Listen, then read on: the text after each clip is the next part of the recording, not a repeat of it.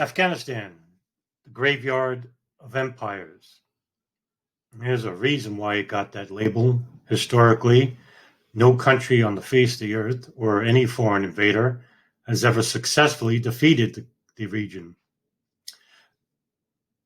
From Alexander the Great to the British Empire to the Soviets and currently to the U.S-coalition forces. But there's a particular area within Afghanistan that has garnered much attention, but is sorely underreported by the media, and there's reason for it. It's the Helmond Province. The Helmond Province is approximately about 20,000 square miles, or 58,500 kilometers. And it's home to about 1,000 villages and 1.4 million residents. It is south of the country, and it is also home to 42% of the world's opium trade. It is the largest square miles. I'm talking about square miles, the largest area in the world regarding opium production. But Afghanistan also in this area has a lot more in regards to trade with opium, sesame, wheat, potato, cauliflower, apricots, grapes. And so the local Pashtun farmers, as well as neighboring townspeople, will come here and to commiserate and trade, and this is how the currency of Afghanistan survives. But the area itself has come under fire since the U.S. invasion of 2001, in which in the late 90s, under Taliban control, when it was fighting against Ahmed Shah Massoud and Mustafa Hamid at one point, that's the northern area of the country, Mullah Omar knew about the poppy fields and burned much of the crops from a period of 1997 and 1999. In fact, one could argue that this was actually the first war on drugs that was successful. But after 2000 and 2001, when the U.S. invasion started in 2001,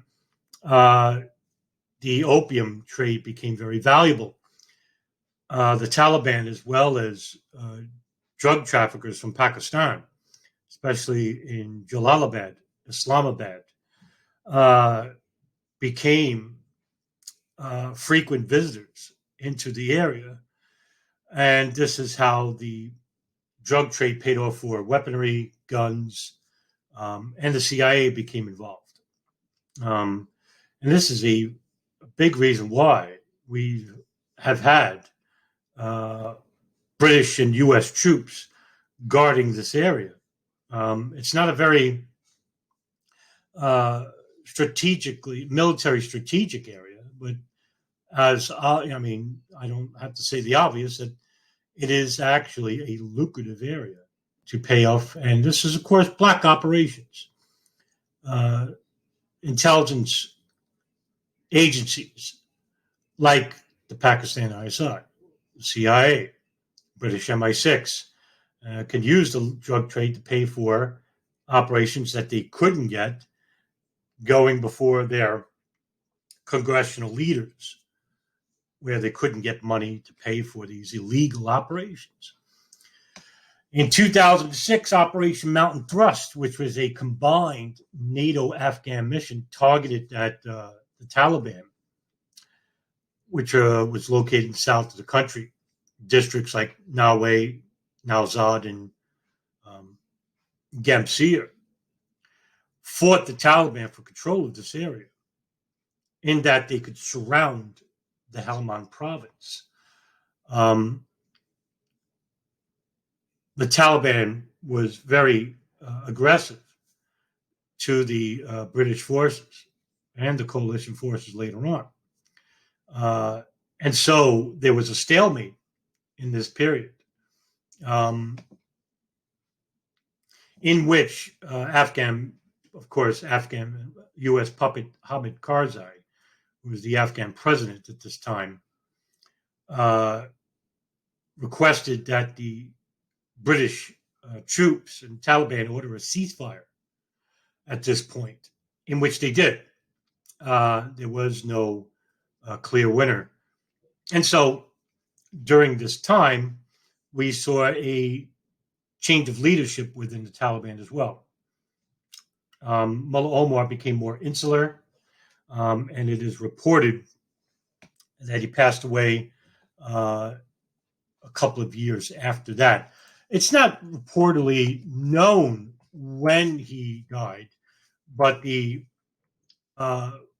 year in which it was announced was 2013, April 23rd, 2013. And it is reported that he died right near a U.S. station base. Talk about living in the lion's den. Here's a man who was wanted by the U.S. for well over 20 years. And so he passes away just a few kilometers away from a U.S. Military base.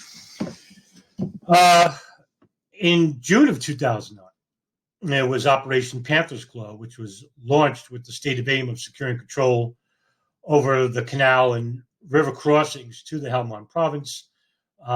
This was one of the main Taliban strongholds. And this was during a Afghan presidential election.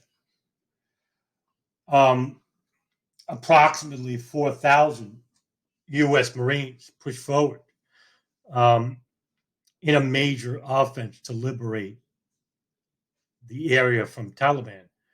And the operation itself failed. And so another operation took place the following month in July, Operation Khanjar or Operation Dagger, which was the first operation led by newly elected President Barack Obama, in which he requested 21,000 troops to enter the country and to fight for control of the region. And you're wondering, why on earth are they fighting the Taliban in this area and not in Kandahar or Kabul? Because Helmond Province, again, is home to the major, largest, most important area in the country, and it's the opium fields. It's where they could cut off the financial supply to the Taliban, also to groups like Jaish Mohammed and other drug trafficking mujahideen or tribal leaders in Pakistan from coming into the country and continuing to supply arms to the Taliban and also to play for black operations. I don't want to keep repeating on this, but yes, this is a very important area. And like I said before, it wasn't a very important strategic area in terms of military strategy. And so up until this time, the country itself continues to be still under the control of the Taliban in Afghanistan. And so we are still there in the country itself, and it's the longest conflict in U.S. history, 19 years. And right now, as we speak, the Taliban not only have to worry about U.S. forces, but the rising forces of the Islamic State, which have now entered the country the last 5 years. And this is a huge problem, not just for the Taliban, but for also U.S. forces. Currently, the United States and the Taliban have a stalemate. Um, it is reported that Donald Trump, the bloated buffoon of a president, actually is the first president in the conflict, U.S. conflict with the country, to actually have uh, a meeting, a peace deal meeting with the Taliban and pulling troops out of the country. In fact, this is the first insinuation to such a promise. But since Trump has reportedly lost, um, it seems that Biden will now be the new president. And if Trump doesn't pull out the troops, Biden, who has outfitted his cabinet so far with former CIA and Pentagon corporate industrialist CEOs in his cabinet, it is for certain that he's also promised that we'll stay in the conflict. In fact, just 2 days ago, Mitch McConnell, Republican congressional leader, has stated on the House floor that to pull out of Afghanistan would be a mistake. So it seems that no matter what, even if it's Trump or Biden, we're staying in Afghanistan for the foreseeable future, which is a mistake. But you can understand why. And when you have pressure from the CIA, you have pressure from the War Department about continuing the conflict because it serves their general interest, you could see that there's great pressure upon our elected officials to want to stay in the region because it's beneficial for them to do so. Um, and this is the problem that we face in this country, that no matter who you elect, the policies regarding the Pentagon or our geopolitics regarding foreign lobbies like Saudi Arabia or Israel or corporate industrialists, the military industrial programs, Raytheon, Boeing, LG3 Technologies, um, even smaller companies, people who have millions, millions, tens of millions of dollars invested at stake. And these congressional leaders that we elect from the state, local, even bigger federal level, they have a percentage too. They make money from this. These are people who have a corporate stake in these large military corporations. And so, with that in mind, you have this branch out effect of corruption. The Pentagon is probably the most egregious agency when it comes to waste management. I mean, they waste not just millions, but billions of dollars in creating missiles and bombs that they don't even use, or they just shoot into the hills as target practice. Um, Not to mention RPGs, machine guns, handguns, bullets, and you know other military armaments that they create en masse. And so this production, you got production lines, managers in these companies, these warehouses, delivery trucks, delivery drivers. All this comes into play, and it's millions of dollars, billions at stake, billions, not even millions, billions of dollars at stake, because there are dozens and dozens of military corporations I didn't even bother to name, and also all the other hundreds and thousands of individuals that get a percentage that are stakeholders, CEOs, um, shareholders of these companies. And most of these people are high level people that you help to vote in. And so when these people promise you that they're going to create a peace deal with Afghanistan, so to speak, or Iraq, Syria, Libya, for examples, um, and these congressional leaders that say, "Oh, we'll have less affluence or less influence from Israel and Saudi Arabia when it comes to these lobbies that they are under the gun, so to speak." They promise you false promises. These will never come to fruition, and that's because the mass public are ignorant. And let's just be quite honest. And they don't stopped voting. And it seems like every 4 years, when they make these promises, they suddenly forget, and then you complain. And then after 2 years, you tend to forget about it. Or you may complain even further, and then when it comes for an election, you say, well, you know what? I'm going to jump ship and change parties. Well, that's not going to work. And look what happened with Trump, right? You thought Trump was a slobbering dauphin. Here's a real imbecile. But you thought Biden was a progressive, and you were fooled. Biden is hardly a progressive. If you did your homework, you would have found out about that he probably never lived up to that name in his 40 years of service to the U.S. federal government. Just take a look at his cabinet. Look who he's appointing. And they're neocon warhawks. And that's who the neocons infiltrated 10 years prior. The Democratic Party. They jumped ship. And they do this so they won't be noticed. In fact, the Obama administration was much more hawkish than the previous Bush administration. In fact, you have Bush delegates who are actually quite jealous that Obama was getting away with certain things like constant surveillance, writing a blank check, drone strikes in 7 Arab countries that led to the deaths of thousands of Arab peoples. These drone strikes aren't always precision-like, and creates enemies all throughout. The destabilization of Syria. And they lost there because Assad's still president. But look who they funded. In 2013, what did Obama do?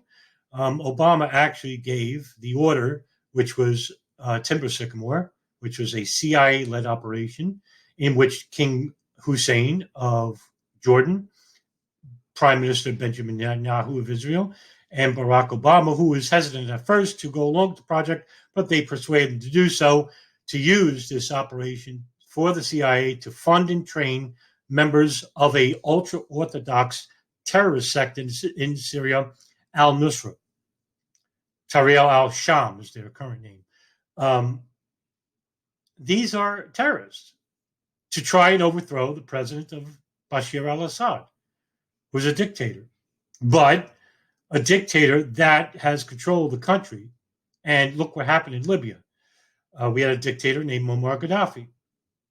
We have deposed him as president. He was killed. Now look at the country itself. It's now in a state of sectarian conflict in which you have a number of these warlords trying to vie for control of the country, as well as the government, or the fractured government, that's fighting off not just these warring tribes and warlords, but also the Islamic State and other ultra-Orthodox organizations. And there's open air slave trading, human beings being sold as slaves in the north of the country.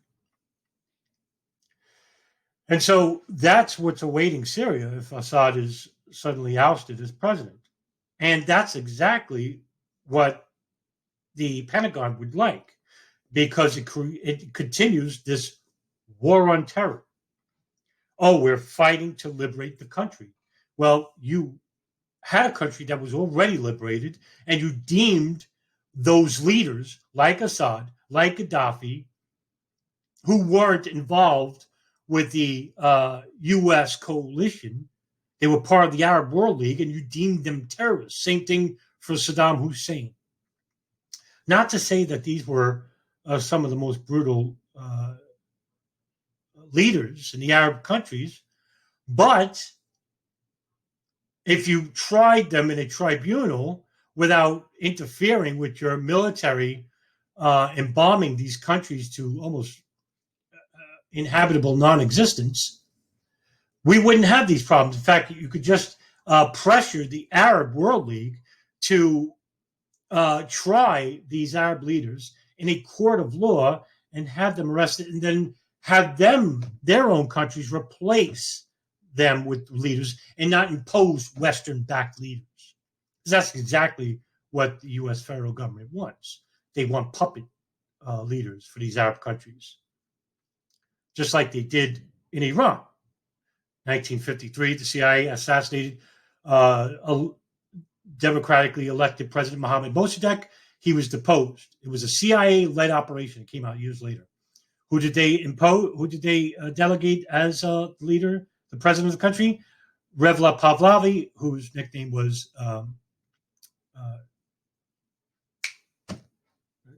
escape my mind. The Shah of Iran. He was a Western-backed leader, in which create discontent within the public because they knew exactly what he was. Hamid Karzai, who I just brought up in just a couple of minutes ago, Afghanistan, Western-backed puppet.